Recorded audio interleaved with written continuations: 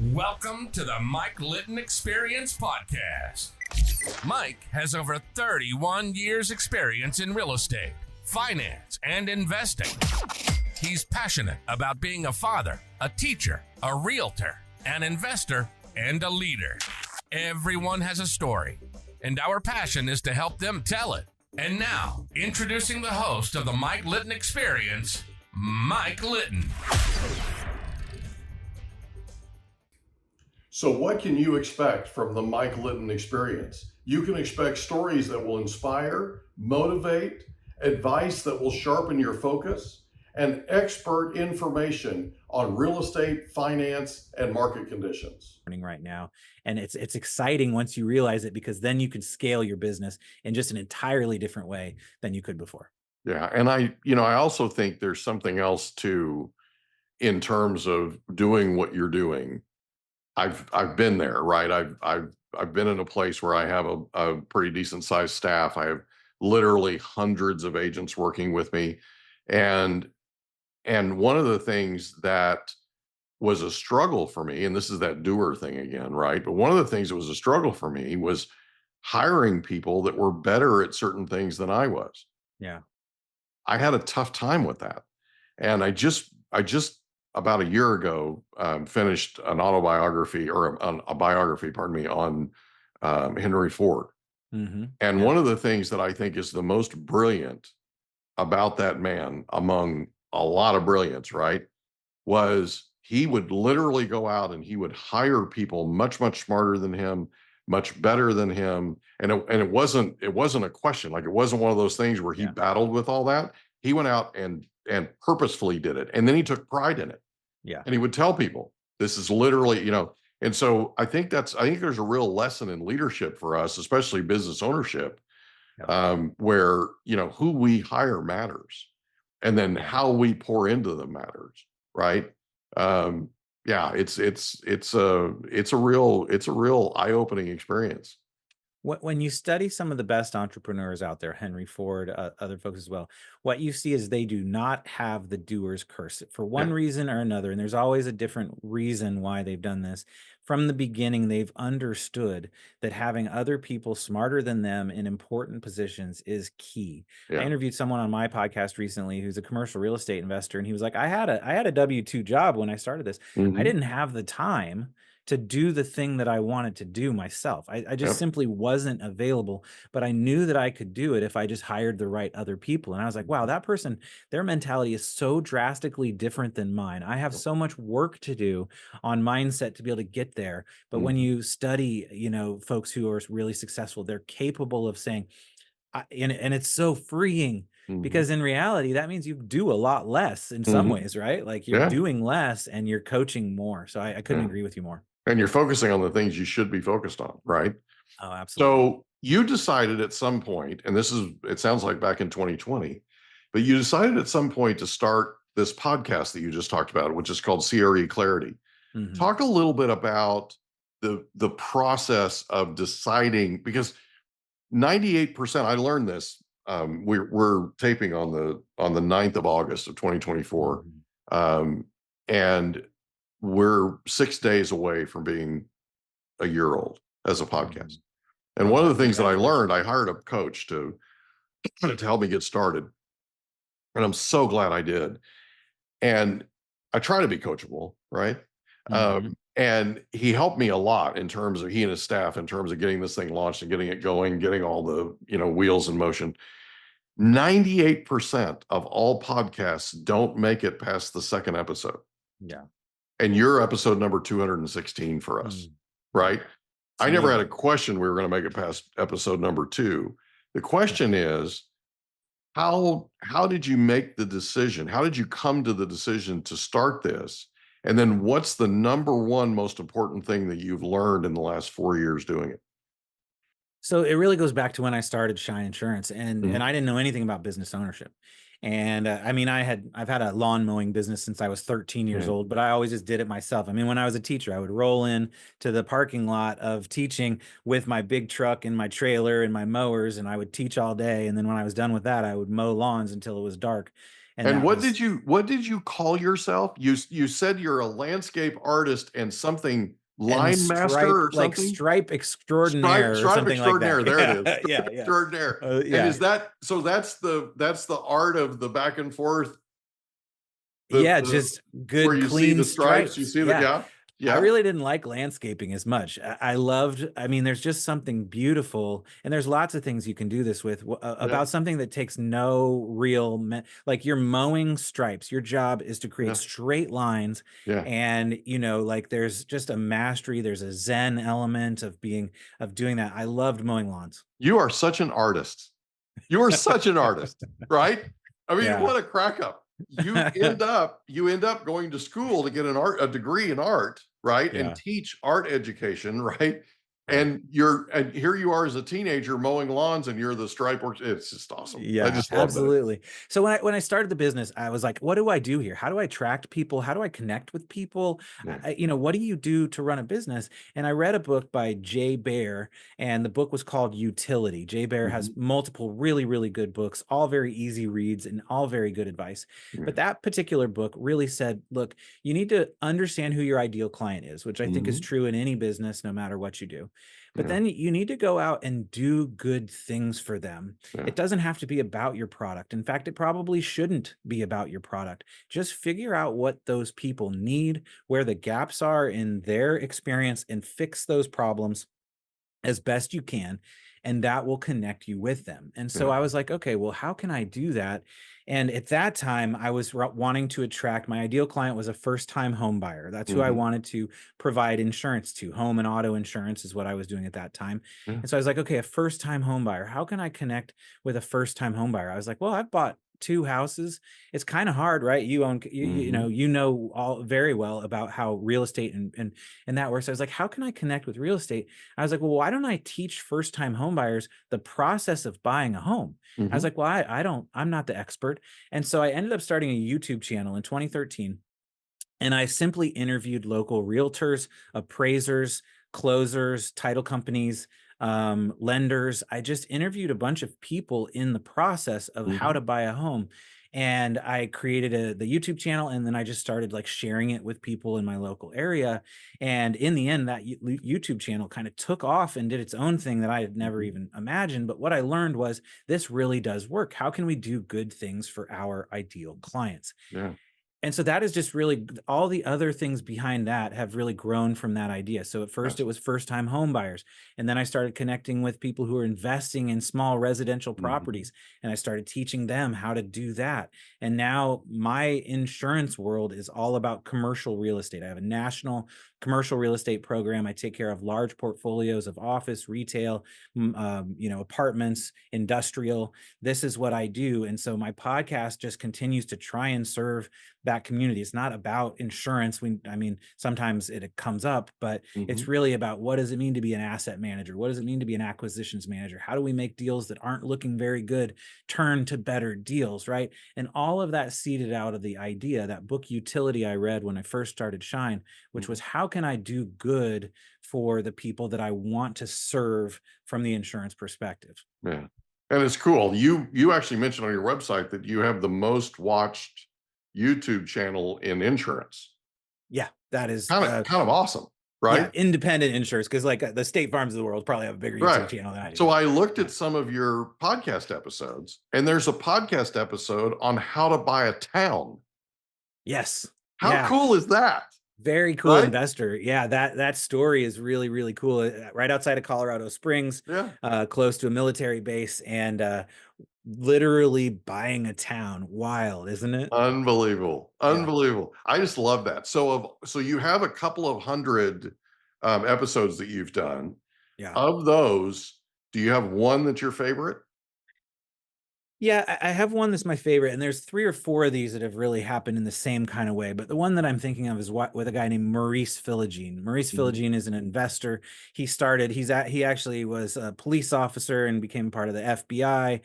He was served in the military. He had a corporate job, but all along that story, he was investing in commercial real estate. And so he started investing in commercial real estate with just single family homes, and then moved into apartments. And now he's built a passive income. And what he talked about in that conversation was his concept of financial freedom, and that there were, 5 freedoms that he believed in. And, the 2 most common are, financial freedom. And what that means is that you have more passive income coming in from your investments than you have expenses in your life. And when that's the truth, you can work if you want, or you don't have to, because the passive income is coming in. Right. Time freedom was the second one. The ability to have your time be truly free and you be able to do what you want with it. And I won't go into the rest. You can listen to the Maurice Philogene episode. But what was really neat about this was he had never really articulated this concept before. And he came on the show because I saw him and I reached out and I was like, hey, come on the show. Let's talk about it. And I was able to pull this concept out of him as the host and get him to talk about it. And I just loved it. And I was like, man, this is really neat. You should really do something with this. He goes on to now have, I think, over 100,000 followers or connections on LinkedIn. He has a whole business built off of the 5 freedoms, and he was able to just catapult it. And I got to be a part of sort of the early seed of someone growing. And I've had that happen a few times, but Maurice is probably the best example, where someone did an interview like I'm doing with you right now and walked away like, maybe I should really do something with this idea or concept that I had. So here's a question for you that is a little out of left field. I never have asked this question before, but because you have a podcast and you have a couple of 100 episodes, I mentioned to you that in 6 days we're going to be a year old. Yeah. And I started looking at the top episodes, right? We're at 600 and some odd thousand listens in 47 countries worldwide and this and that. Yeah. But I started looking at the most popular episodes. Do you ever do that? Do you ever go back and look at the episodes that are the most listened to and then just kind of scratch your head and go, Absolutely. How, right? Yeah. And I think there's 2 reasons. One is it was a good storyteller, right? Yeah. Someone who came on and told good stories, because there's 2 ways to talk on to have a conversation. One is to like tell facts and get in the details. And, like if you had asked me to teach about insurance in this podcast and like how business personal property works, like everyone that's listening right now would have turned it off, right? Yeah. And so there's the ability to tell a story. And that's one of the things that I see in my best episodes. And then it is kind of those cornerstone ones where someone's journey was affected by that conversation. Yeah. And so they keep putting that conversation out. It's like, hey, this is a really good example of my story. Go ahead and listen to that before we meet, and then you'll have a foundation. Or this is a really good example of the work that I do. Go ahead and listen to that episode, and then we'll get together and talk about it. And so those are the 2 things that I've seen that really make episodes do well.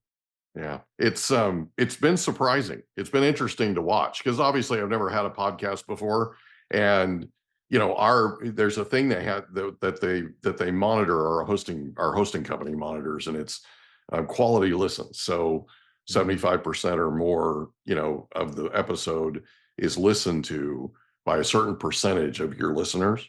Yeah. And we average 45 minutes to an hour each episode. We had one interview that went for 2 hours plus. Happened to be a business partner of mine, happened to be somebody's good friend of mine. We just lost track of time. Yeah. And it was literally 2 hours plus altogether. What's interesting to me is when I look at these results, and I look at like I've had people, I had one gentleman that I interviewed. He got up from the interview and he said, "When's this going to be live?" And I said, "Well, a few days. We'll be in editing for a few days." And he said, "Okay, good." And I said, "Why is that?" And he goes, "I got to go home right now." And I said, "Why is that?" He goes, "I just told you 6 things I haven't told my wife." Yeah. Well, yeah. Good. It wasn't a live feed on, social media. It wasn't live. Like it was recorded, right? So yeah, it wasn't live on social media. So it was a good thing. We sort of saved his bacon a little bit, but it was one of those things where it was really cool to see that came out. Like he shared those things with us in a comfortable way and then ran home and told his wife, So Yeah, I think that's really neat. And it I was hope, really cool. there's the podcast that I listen to really dig into that. There's a lot of shows where you want to hear the story. Yes, as business owners, we want to learn how to be, better business owners. As doctors, we want to learn how to be better doctors. As investors, we want to learn how to be better investors. And there are shows that, tell us about that. If we're into politics, there's plenty of shows that want to tell us everything we want to hear about politics. But we ultimately just want to connect with other people's stories because we want to hear our own story in someone else. If you've had a sad, it hasn't come up in this conversation yet, but I've lost 2 children. And so, that's an element of when someone hears that piece of your story, it's like, wow, I've lost children as well, or I've lost kids as well. Like, or I started a business, or I was an elementary school teacher, or I grew up in San Diego. Like, we're all looking to connect with other people and the ability to tell stories. So if someone's wanting to start a podcast, my best advice would be, how can you get your whatever it is that's happening to connect with story? Maybe the show is purely story in some ways, what you're doing on this show right now, or at least if the show is on a topic or content, then you are really driving towards stories about that topic or content. Yeah, and it's interesting. One of the things I was going to tell you was they monitor these what they call quality listens. So if the guest, or if the listener listens to 75% or more of the podcast episode, they rate that percentage. We're at 77%. That's amazing. And the lowest we've ever been is 74%. And we're not, there are a lot of podcasts that are 20-minute episodes or 30-minute episodes or 10-minute, right? No. They're not 45 minutes to an hour like we are. And I find it absolutely so humbling that 77%, as of this morning, of our listeners listen to over 75% of our podcast episode. I mean, it just rocks my world, Well, keep asking those questions, keep getting people to tell their story from beginning to end. And I think that's a really key part of connecting with your listener. And then they're really trusting you, Mike, to bring them stories that are worth their time. And as long as you're doing that, I think things will go well. Well, hopefully we'll keep doing that. Yeah. Hopefully we'll absolutely. keep doing that. So what's tomorrow look like for Shine Insurance, and what's tomorrow look like for CRE Clarity? So tomorrow looks for Shine Insurance is about scalability. It's that conversation that we had. Okay, Jeremy, you have the doer's curse. You've wanted to be the doer for a long time. That's worked for a while. Now you're transitioning to not being the doer, but being the voice potentially for the brand, bringing people into the fold, and then having great people that take care of them from there. And so just continuing to build that infrastructure, building those systems, whether it's marketing systems or sales systems or operation systems, to make sure that the business is driving forward. And that's what's the whole thing. And then ultimately working myself out of a job. So I'm slowly, I started at Shine Insurance with 12 hats or whatever it is, right? And I've gotten down to 3 or 4 hats. And we have a job description at Shine Insurance. We have job descriptions for every role that we have. And my favorite job description of our business is the job called owner. And that is a job that my wife has achieved, that being her only job, and I'm working towards that being my only job. And when you're the owner, you don't have any other jobs in the business. Your job is to make sure that the business as a whole and all the people in it are running forward positively, and your time is available to do other things. So that is what I'm working toward, is being the owner of my business. And there's a lot of work to do to get there. I love it. You mind if I tell you a quick story? Love it. Yeah. So 3 years ago, my son, my 25-year-old, was in his 4th year at University of Nebraska at Lincoln, and he had scored an internship for that summer. He ended up with a bachelor's degree in mechanical engineering and a minor in biomedical engineering. The minor that he picked up required that he stay an extra semester. So he's on the 4.5-year plan, right? But that summer, after his 4th year, he wasn't going to be able to come home. He was going to have to stay in Nebraska and work this internship. My mother, his Nana, had been on the phone with him, and she called me up and she said, I just hung up they call him Little Michael, even though he's 6'4", wears a size 14 men's shoe and eats every 15 minutes, right? And has to bend down more every day to kiss me, right? Right? So, but we call him Little Michael, and he actually likes that nickname, apparently. So he was talking to his nana, and my mother calls and says, "Hey, I think he's homesick." I'm like, "Well, we can take care of that." We loaded up the baby, who, is 24 now, but we loaded up the baby, my wife and I, and we went up to Lincoln to completely outstay our welcome, right? Yeah. I mean, just hover, right? And so we got up there, and the girls wanted to sleep in on a Thursday morning. And I said, "Hey, why don't you and I go to breakfast? I'll take you to breakfast at your favorite place, and we'll just visit, right?" Yeah. "Oh, Dad, that'd be great."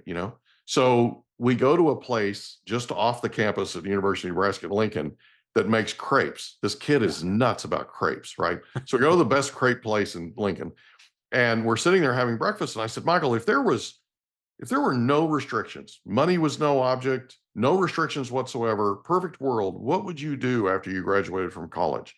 He said, "Dad, I would invest in real estate with you." How'd you feel about that? I'm telling you, Jeremy, you could have knocked me over with a feather.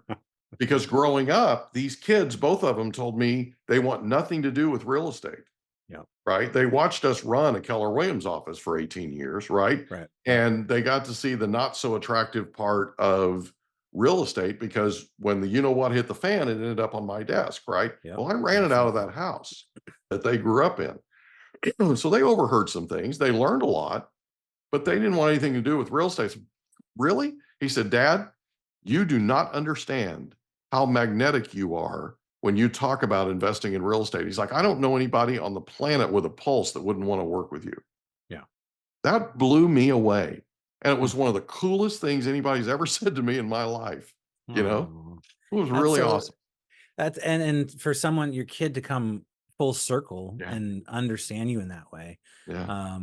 That's really neat. And I mean, commercial real estate has so many things to offer. So the fact that he was able to see that, what's he doing now? Did he go commercial real estate or go a different direction? Well, he was offered a job right before he graduated with a company called Abbott Diagnostics. And so he's working with them, and he's in his third year.